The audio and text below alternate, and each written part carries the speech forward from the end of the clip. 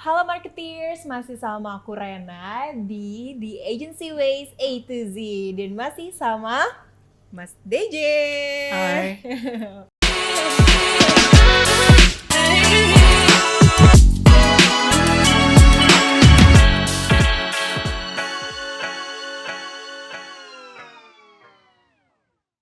Lagi-lagi masih sama Mas DJ nih kita sekarang.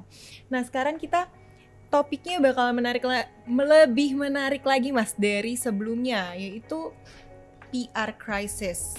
Kan banyak banget ya Mas ya, kayak beberapa momen kebelakang lah banyak banget nih brand-brand yang diboykot gitu kan. Itu tuh juga banyak mungkin komentar-komentar negatif dari para audiens terkait brand-brand tersebut gitu ya, yang harus diboykot menurut para audiensnya gitu. Nah, itu bagaimana sih Mas kita sebagai brand untuk menghadapi fenomena ya, mungkin fenomena tersebut terkait boykot itu? Sebenarnya krisis itu memang tidak bisa dihindari ya. Kalau bagaimana menghadapinya tergantung. Artinya memang secara PR memang ada cara-cara bagaimana menghandle krisis. Krisis itu mesti dihandle secara benar, secara tepat dan sistematik. Oke. Gitu. Krisis itu memang mesti dihandle dengan cepat, dengan tepat, dan dengan genuine. Karena tidak boleh lagi ada kebohongan gitu. Jadi kalau misalkan kita salah, ya mesti ngaku salah. Kalau kita mesti memperbaiki, ya kita mesti perbaiki. Kalau kita mesti memberikan sesuatu, berikanlah dengan benar. Kalau kita mesti mengambil sesuatu, ambillah sesuatu dengan benar. Intinya, do the right thing during crisis. Oke, tapi nih Mas, masalah memboikot tadi kan ada yang setuju dan ada juga yang tidak setuju nih. Nah, kalau misalkan sebagai tadi ya, masih sebagai brand, untuk menghadapi itu gimana? Oke, kalau kita melakukan kesalahan gitu, kita bisa tadi meminta maaf gitu, mencari caranya untuk meminta maaf gitu. Tapi ini kan lebih ke opininya publik mungkin terhadap brand tersebut. Kalau ini perlu diboikot, ini tidak perlu. Itu bagaimana? Mengenai pro dan cons, please note bahwa you cannot win them all. Yang namanya netizen apalagi ya, itu selalu akan ada haters, selalu akan ada lovers gitu.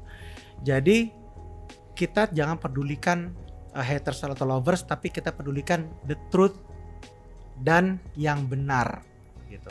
Selama kita benar secara legal, secara ethical, itu let's stick to it gitu. Itu yang kita komunikasikan, itu yang kita tekankan, dan itu yang kita ulang-ulang gitu. Jadi jangan khawatir terhadap omongan miring, omongan yang kontra terhadap kita gitu ya. As long as we get the facts right, as long as we are sure that we are right gitu, jalanin aja. Karena that's how you deal with crisis. Oke, tapi kalau dari Burson Indonesia sendiri pernah nggak sih menghandle brand yang tadi nih lagi sedang menghadapi PR crisis? Apakah itu tadi boykot atau ternyata kalau dia buat kesalahan oke lah ya minta maaf, atau enggak deh yang tadi yang opini publik tadi? Nah itu pernah nggak menghandle-nya dan gimana sih? Oh banyak, kita itu banyak pengalamannya. Tergantung macam-macamnya cara menghandle-nya ya. Tapi yang selalu kita sarankan yang pertama itu saat krisis, pertama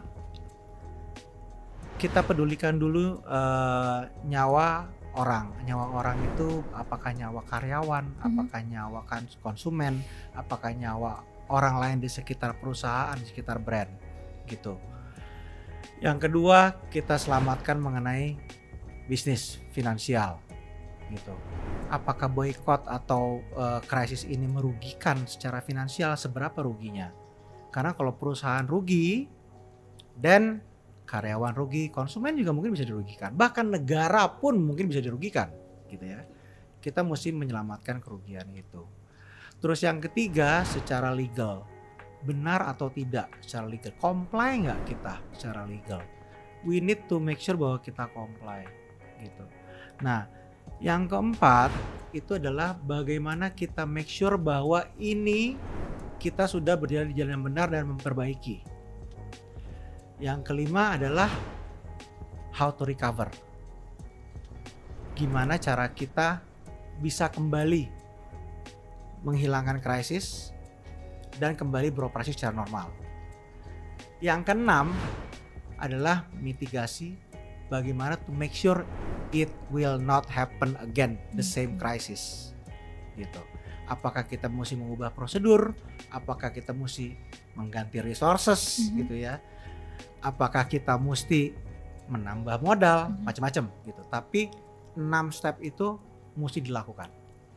Oke, kalau brandnya sudah baik, terus gimana nih untuk PR menjaga agar reputasi brand tersebut agar tetap baik nih untuk selanjutnya, itu gimana? Sebenarnya kalau brandnya sudah baik, selama dia melakukan sesuai melakukan legal compliance, memberikan sesuatu yang bagus buat konsumen, even buat non konsumen pun, selama itu lingkungannya gitu ya, kayaknya tidak perlu ada yang dijaga sih. Itu akan terjadi dengan sendirinya kok. That's a very good reputation management. Oke. Jadi emang udah akan baik as long as you operate well, then you will have good reputation. Berarti apakah yang datang ke Bersen Indonesia itu selalu dia sedang mengalami krisis, kayak terus minta bantuan Bersen Indonesia untuk membantu dia recover gitu, atau gimana sih? Jadi untuk yang brand yang sudah baiknya macem-macem sih ya. Gimana biasanya? Karena kan yang namanya krisis itu terjadi kalau sudah skalanya besar gitu ya. Kalau skalanya masih kecil atau masih indikasi, itu namanya issue. Oke. Gitu. Jadi ada yang datang baru masih tahap issue, ada yang datang saat sudah krisis gitu. Ya kita bisa handle dua-duanya, tentunya dengan cara yang berbeda. Cuman memang walaupun brand sebaik apapun, justru kalau brand yang bagus itu pasti mendapatkan banyak serangan gitu. Dan disitulah mereka membutuhkan bantuan untuk menghandle serangan-serangan tersebut. Oke, berarti serangan atau komentar negatif itu selalu ada ya buat brand yang sudah baik. Haters will always be there. Oke. Terus gimana sih cara brand, mungkin lebih ke teknikal atau apa ya, step-stepnya kali ya Mas ya, gimana caranya brand ini untuk membangun narasi yang positif di media sosial gitu? Di media sosial ya, spesifiknya sebenarnya antara mudah dan tidak gitu ya. Kita selalu menyarankan setiap brand itu memiliki yang disebut dengan goodwill bank.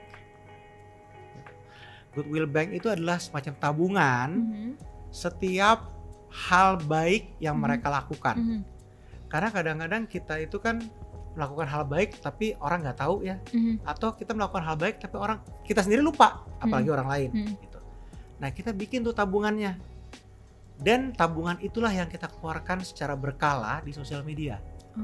Oh brand kita tuh menyumbang ini loh, oh brand kita tuh memperbaiki lingkungan ini loh, oh brand kita itu melakukan recycle loh, oh brand kita itu melakukan sustainability program loh, oh brand kita itu mengakui DEI loh gitu, melakukan inclusivity whatever gitu. Show off aja ya Mas yang penting?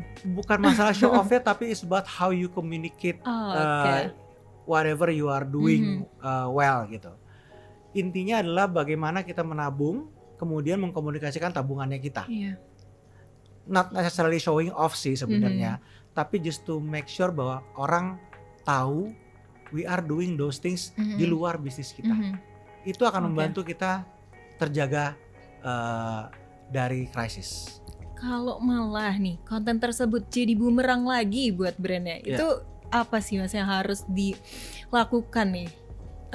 Kembali lagi ya, kita handle sebagai isu. Kalau misalkan tadi kan jadi bumerang, terus berarti showing off lagi berarti? Maksudnya tunjukin lagi kalau dia tuh baik? Enggak, jadi menunjukkan baik itu di luar dari menghandle isu. Handling isu is one thing, gitu. Handling isunya itu terpisah. Untuk mengeluarkan goodwill bank juga terpisah. gitu. Oh. Jadi goodwill bank yang berjalan sendiri aja. Aha. Ya, karena itu menjaga reputasi atau membina reputasi. Tapi kalau ada spesifik isu yang keluar dan itu isu dihandle secara spesifik. Caranya seperti yang tadi aku bilang, ada 6 step itu. Oke. Kita lihat kebutuhannya, apakah dia dibutuhkan untuk menjaga supaya tidak ada terganggu nyawa, kesehatan, mengganggu bisnis, mengganggu legal compliance yang gitu-gitu. Oke. Berarti kalau tips and tricks untuk menghadapi PR crisis nih apa sih tadi selain yang 6 itu? Pertama, jangan panik. Kedua, mesti memiliki disarankan setiap brand itu memiliki SOP untuk crisis management. Ketiga, setiap management level, apalagi top management, sebaiknya paham tentang crisis management, karena dalam suasana krisis kebutuhan akan pengambilan keputusan itu sangat cepat dan mesti diambil oleh top management. Oke, berarti kalau dari Mas DJ sendiri ada nggak nih pesan buat teman-teman marketer semuanya terkait handling PR crisis ini? Boleh disampaikan dong, Mas? Ya. Teman-teman marketers mesti aware kapan sebuah isu sudah menjadi krisis atau belum. Saat sudah menjadi krisis, mohon dihandle secara cepat, tepat, dan akurat.